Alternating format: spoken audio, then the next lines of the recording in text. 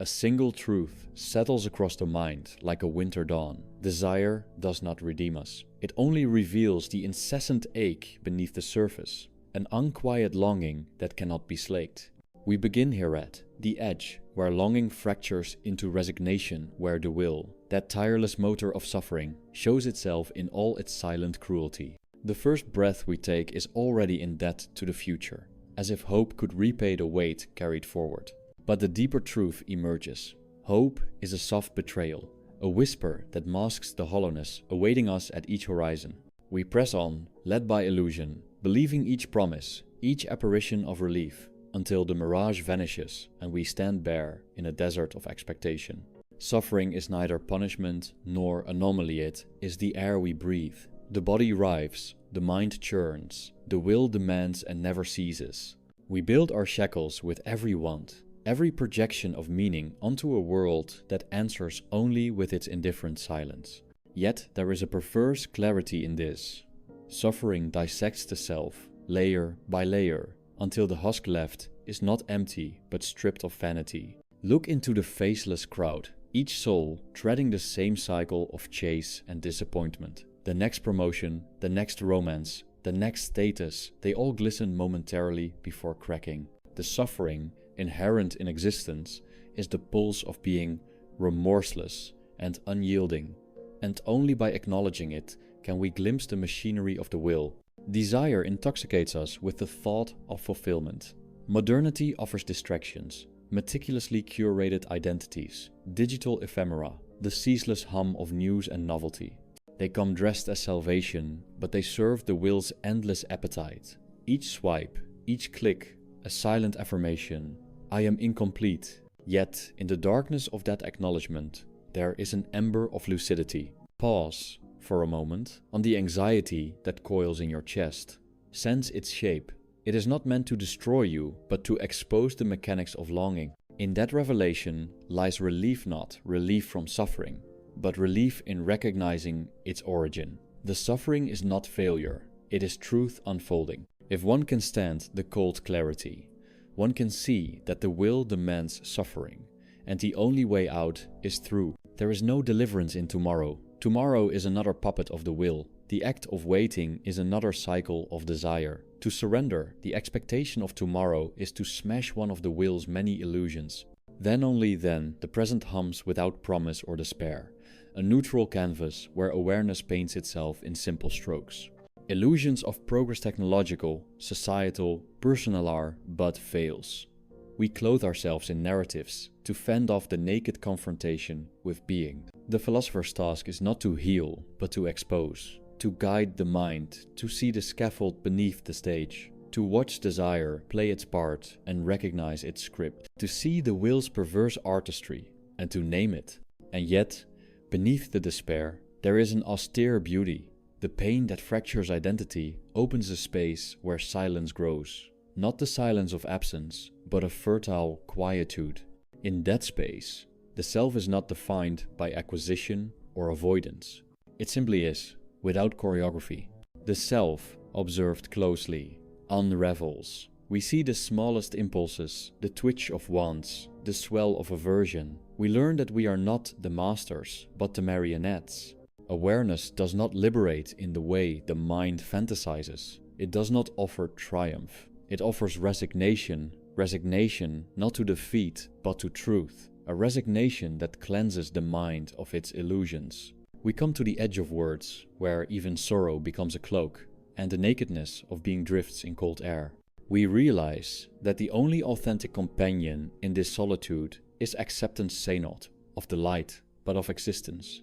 Not of consolation, but of clarity. Suffering remains, the will still throbs. But the eyes that once danced in denial are now steady. They pierce the shadows and recognize the machinery. This is not joy, this is not peace. This is simply seeing. A final candle flickers in the gloom, not to banish night, but to show it as night. A reluctant flame that acknowledges the absence of warmth, and therefore knows neither false comfort nor false despair. We end here not at deliverance, but at the threshold of clarity. The will continues its work, but the mind stands apart. A solitary witness, no longer seduced by the dream of satisfaction. No triumphant crescendo only, the gentle fading away of voice, as if the soul itself drifts off into silence. A quiet breath of thought moves across the void. No one chooses to be born. From that first scream, existence is imposed, not invited. We arrive without consent into a world already turning, already suffering, already blind. The will thrusts us forward before we can understand its weight, binding us to a life whose terms were never ours to accept. That is the original wound existence as burden, not gift. Every heartbeat is a concession to the will. The blood does not flow out of joy, but out of necessity, compelled by the blind force that animates all life. Beneath our plans, beneath our laughter, beneath our search for meaning, it is the will that whispers, pushing us through hunger, fear, lust, and loss. It does not negotiate, it only demands. And yet, we decorate the cage. We name our suffering ambition. We wrap the chains in velvet and call them dreams. We convince ourselves that what we pursue is status, validation, love will complete us. But nothing completes that which is, by nature, fractured. We chase not wholeness, but an echo of something that never existed. That chase is the essence of life, and therefore of agony. Even pleasure, in its most fleeting form, is not free. It is only the brief cessation of want, the eye of the storm, where calm is mistaken for fulfillment. The moment desire is momentarily stilled, we believe we are satisfied. But the will does not rest. It returns, more cunning, more insatiable. What we call happiness is merely the pause between torment. Modernity offers speed, noise, and endless distraction, but none of it soothes the fundamental disquiet of being. Technology multiplies convenience, but it cannot erase dread. Wealth accumulates, but it cannot buy silence in the soul. We scroll through curated lives, addicting ourselves to the illusion that somewhere else someone has found peace. But peace is not founded, is uncovered, only when the will is seen and no longer obeyed. The culture whispers, you can become anything, but becoming is itself the wound. To become is to be pulled away from stillness, to be lured into yet another form of striving. Self-improvement is often just self-perpetuation and endless rearrangement of the same essential dissatisfaction. To grow, in the language of the will, is simply to want more elegantly. Religion, art, romanceties are not answers. They are veils, beautifully woven, to obscure the terror of meaninglessness. Even love, that most sacred illusion, binds us to the will. It makes us yearn, possess, suffer in proximity and in absence. The beloved becomes the screen upon which our hunger is projected. And when they fail us, as they must, we are forced to see that what we loved was never them, but the relief they represented. There is no redemption in suffering only recognition. Pain is not a path to reward, but a mirror. To suffer consciously is to see the will at work, to trace its fingers through the architecture of our despair. Most recoil from such vision. They numb themselves, intoxicate themselves, immerse in noise. But those who do not turn away begin to see a strange horizon. It is not hope that lies there, but clarity. A clarity that does not smile, that offers no promise of ease. But in its stillness, there is an honesty that the world cannot counterfeit. To see life as it is without the gloss of desire, without the lies of optimism, is to take the first breath of freedom, even if that freedom is soaked in melancholy. This is not a path that can be taught. It is not a wisdom that wins applause. It is a quiet unbecoming, a peeling away of all masks. One learns to sit with emptiness, not as an enemy, but as the final companion. For in that silence, something ancient stirs not. The self, not the soul, but the awareness that has always been there, watching the will dance, waiting for the dance to cease. But the will never ceases. That is its cruelty. Even when understood, it persists. One can only cease to follow. One can only refuse, in quiet rebellion, to let the will define the worth of existence. And in that refusal, not triumph, but truth. Not ecstasy, but a kind of inward gravity that anchors the soul when all else becomes dust. To live is to ache. Not occasionally, not circumstantially, but fundamentally. Existence is woven from threads of restlessness, each desire a pull on the fabric of the soul. Even in our moments of calm, the will vibrates beneath the surface, like a distant, inescapable hum. We are not beings who occasionally suffer. We are suffering that occasionally forgets itself. See the child who cries not out of reason, but because being is already too much. See the lover whose joy masks the terror of loss, who clutches tightly not out of affection but fear. See the old man, worn by the decades, who stares into space not with peace, but with the resignation of one who has watched every hope mutate into labor. The human condition is not flawed, it is exact. The world itself cares nothing for us. Nature, in its beauty, conceals indifference. The stars burn not for us. The sea churns, the wind howls, and none of it bends to our pleas. And yet, we persist in believing that the universe contains meaning that favors us, that justifies our effort. But the cosmos is a theater without audience, a stage without actors, a silence too vast to care. We invent stories, we crown ourselves with purposes, name ourselves heroes of our own myths. We write philosophies to affirm the will, to tell ourselves that striving is noble, that the agony of effort is sanctified by its imagined rewards. But beneath every narrative is the same old hunger, the will to exist, to assert, to overcome the emptiness with motion. Yet every motion leads us back to the same ground, the same futility, the same void. Even in creation, the will is at work. The artist suffers through his work not to express beauty, but to relieve the pressure of being. The writer crafts each word not from joy, but from the unbearable demand to speak against silence. And when the canvas is full, the page complete, what follows is not satisfaction, but another descent into need. Creation is not liberation, it is another form of bondage. So many chase happiness as if it were a destination, when in truth it is a hallucination flickering just out of reach. We collect things titles, relationships, experiences, not because they fulfill us, but because they distract us from the hollowness. We run, not toward, but away. The will disguises retreat as progress, and when we are exhausted, when all the lights dim and the applause fades, we are left alone with what we were always trying to escape, ourselves. But the self is not a fortress. It is not even real. It is a construction of memory, desire, and fear, a mirage we protect with desperate intensity. When the will is seen clearly, the self begins to dissolve. We are not unitary beings.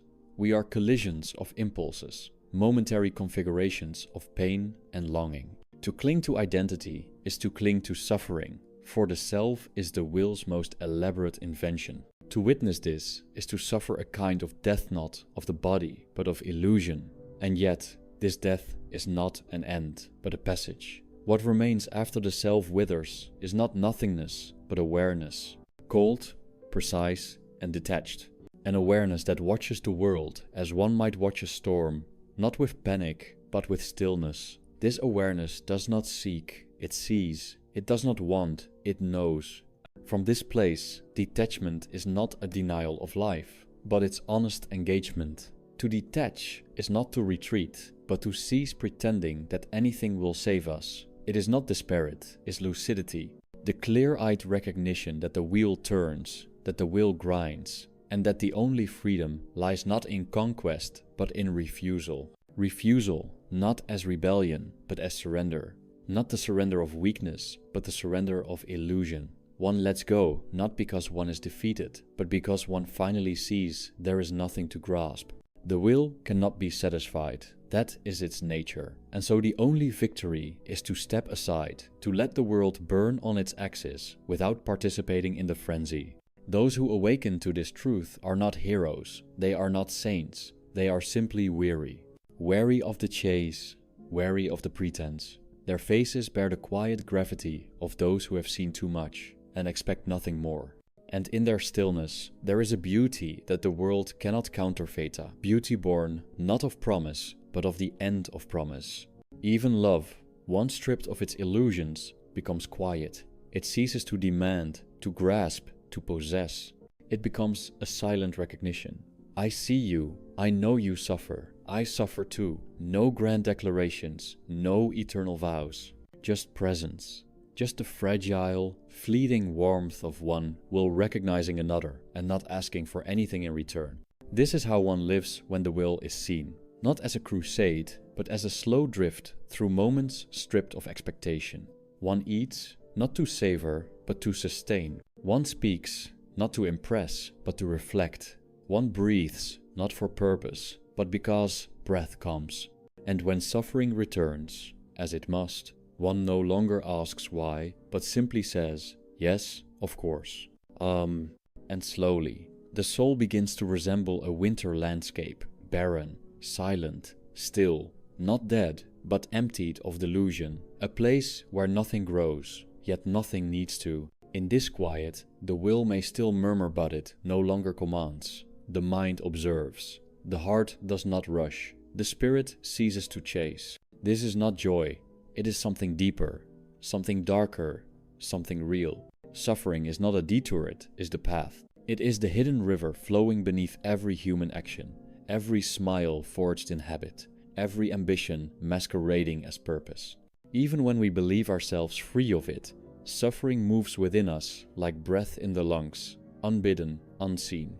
It is not an accident of life, it is life's architecture. Pain is the proof of consciousness, the shadow that affirms the presence of light. And yet, we flee it endlessly, as though escape were ever an option. The illusion of escape is the cruelest game the will plays. It hands us images success, pleasure, companionship, enlightenmentas, though they were doors leading out of the storm. But these are not exits. They are echoes in a hallway without end, each one repeating the lie with greater subtlety. The more refined the illusion, the more deeply we fall into it. And so, the artist is no freer than the laborer, the monk, no closer to silence than the merchant. All are slaves, each in their own manner, to the same faceless master. The will wears many masks. It appears as hunger, as lust, as the need for approval, as the desire to be remembered. It whispers that we must matter, that we must become, that we must persist. But this whisper is not truth, it is compulsion. The world obeys it blindly, dressing compulsion in robes of meaning. But when stripped bare, all our striving is one long movement away from stillness, one prolonged refusal to see things as they are. Detachment is not detachment from life, it is detachment from the lie of fulfillment. It is not coldness, but clarity. To be detached is not to cease feeling, but to cease grasping. One feels more, not less. One sees the suffering in every face, the yearning in every eye, and no longer believes that it can be resolved. And so, one does not turn away, but neither does one interfere. One watches, and in watching, one understands. Understanding does not console, it dissolves. It dissolves the idea of progress, of destiny, of personal significance. It shows us that we are not central, not chosen, not on a path to anything but disintegration. But this is not cause for despair, it is cause for silence. Not the silence of resignation, but the silence of liberation, the kind that remains when the shouting of the will has grown distant, like thunder rolling away from a still valley. There is no final answer, because there was never a question. The universe does not ask, it does not intend. It simply unfolds, and we, caught in its unfolding, invent reasons to endure it. We name its patterns, worship its moments of symmetry, and fear its chaos. But the universe neither welcomes nor rejects us. It is what it is, and we suffer because we wish it were otherwise. To wish is to suffer. Every hope, however tender, contains within it the seed of torment. For the world does not bend to our longing. It moves with its own rhythm, indifferent to our design. And so, the wise cease to wish. They do not pray for better days, do not cling to the promise of reward. They walk, step by step, through the ash and the bloom, knowing both are illusions, and neither can last. One does not arrive at detachment through effort. Effort is the movement of the will. Detachment is what remains when effort ceases, when even the desire to be free is seen as another tether. It comes like dusk quiet, uninvited, inevitable, and when it comes, it does not announce itself with triumph. It settles like dust on old furniture, unnoticed but absolute.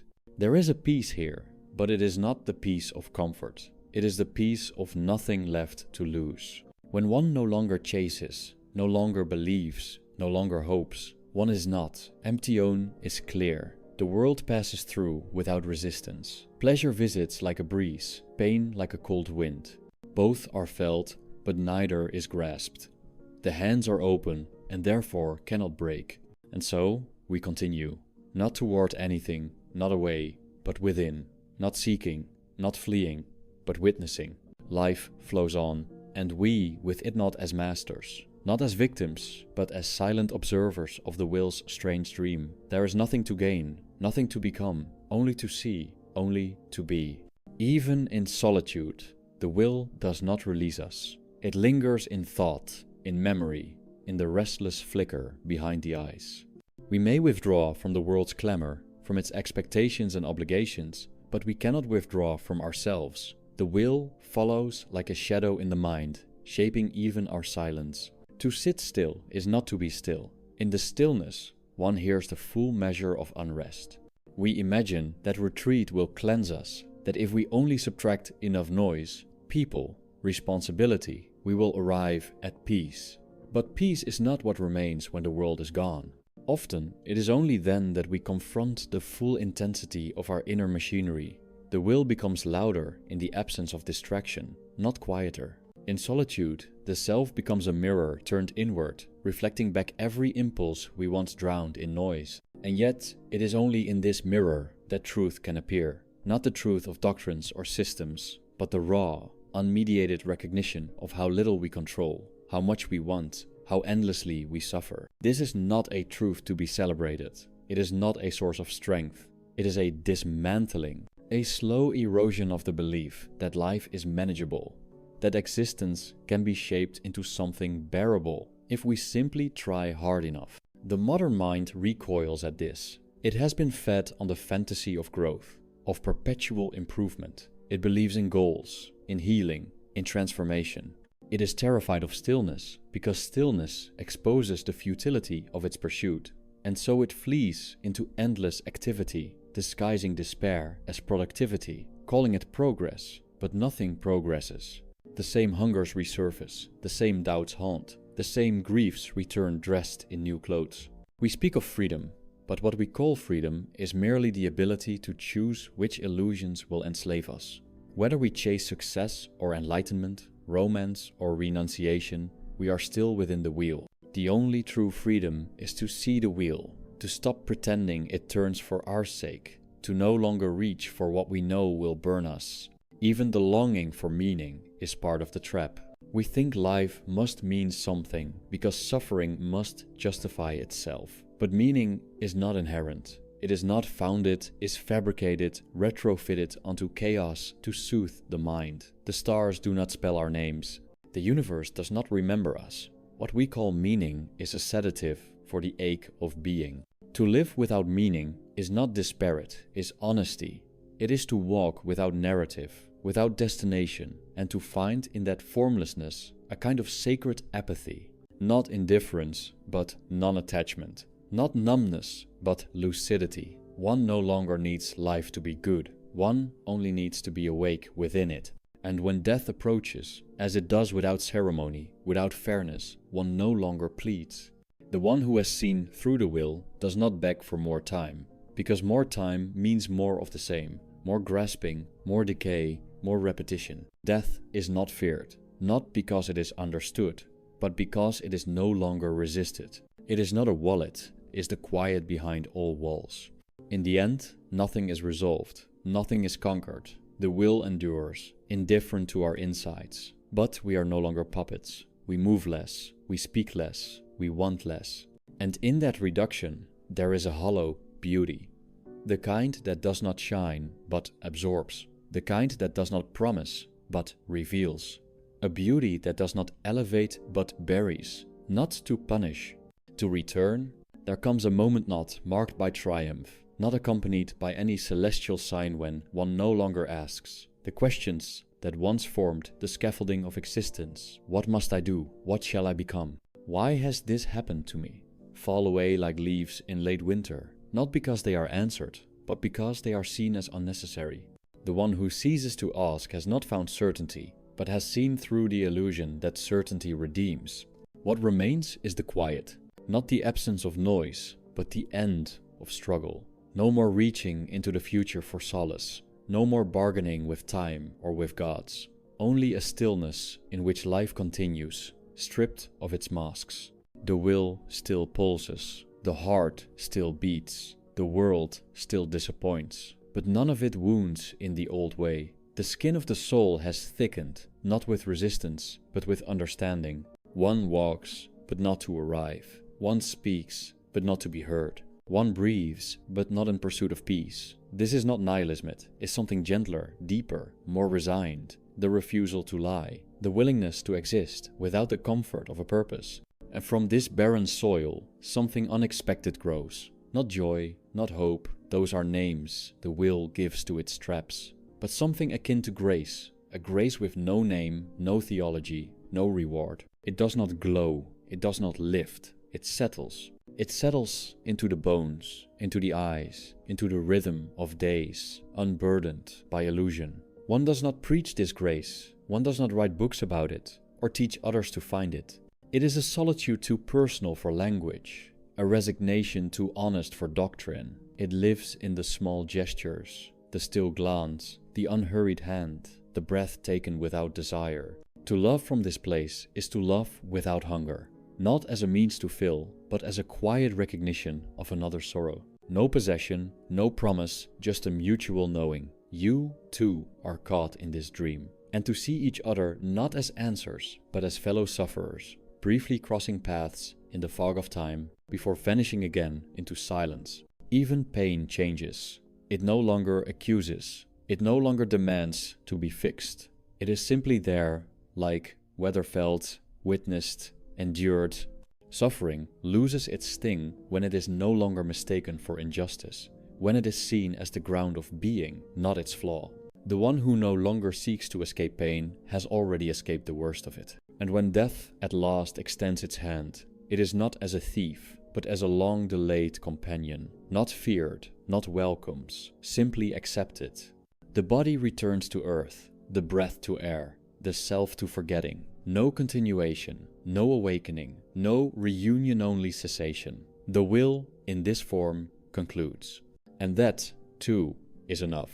There is no story here, no arc, no climax, just a slow unwinding of illusion, the peeling back of every layer that once screamed, I am real, until nothing remains but awareness clear, cold, unbound. Not as a light in darkness, but as the recognition that light and darkness are both phenomena of the will, and beneath them only stillness, only the silence that was always there, waiting, the silence in which nothing is missing, the silence where the will has no voice, the silence that is not peace, but the end of needing peace, the silence that breathes once and then no more,